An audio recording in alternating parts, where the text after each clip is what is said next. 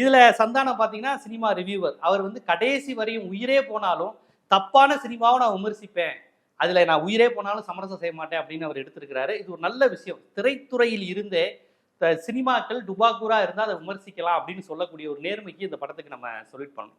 மற்றபடி இது ஒரு பேய் படங்க. பேய் படம்னா மூளையை கழட்டி வச்சுட்டு லாஜிக் இல்லாம நீங்க ரசிக்கக்கூடிய படம் தான். இப்பெல்லாம் பேய் படங்கிறது பேய் படமா வர்றது கிடையாது. அது ஒரு காலம் ஈவில் டெட், உருவம், 13ஆம் நம்பர் வீடு இப்பெல்லாம் சொல்லுவாங்க. வா அருகில் வா அப்படின்னு. ஏதோ பயப்படும் இந்த சீன் அப்படின்னு. ஆனா இந்த படத்துல பாத்தீங்கன்னா பேய் படங்கிறது பேயவே கலாய்க்கிற மாதிரி, இல்ல பேயே ஒரு காமெடி பீஸ் ஆகிற மாதிரி. அதுவும் சுந்தர்சி வந்ததுக்கு அப்புறம் பேயெல்லாம் கிளாமராகவும் மாறிடுச்சு. ஸோ பேய் படங்கிறது குழந்தைகள் ரசிக்கின்ற படம். ஒரு காலத்துல பேய் படம் குழந்தைங்க போகக்கூடாதுவாங்க. இப்ப பேய் படம்னா குழந்தைங்க பார்க்கலாம். ஏன்னா அது காமெடியா இருக்கு அப்படிங்கிற கான்செப்ட். ஒருவேளை இந்த பேய்ங்கிற கான்செப்ட்லாம் உடைச்சு எரியிறானுங்க. இவனுங்க காமெடி ஆக்கி விடுறானுங்க. அந்த பேய் நம்பிக்கை, கடவுள் நம்பிக்கைங்கிற மாதிரி விஷயங்களெல்லாம். அந்த மாதிரி படம் தான் இந்த படமும். ஸோ எந்த லாஜிக் இருக்காது. அதுவும் சந்தான படத்தினுடைய பேட்டர்ன் உங்களுக்கு தெரியும். பெரிய கதை, திரைக்கதை, சமூகத்துக்கான பிரச்சனை எதையுமே அவர் எடுக்க மாட்டாரு.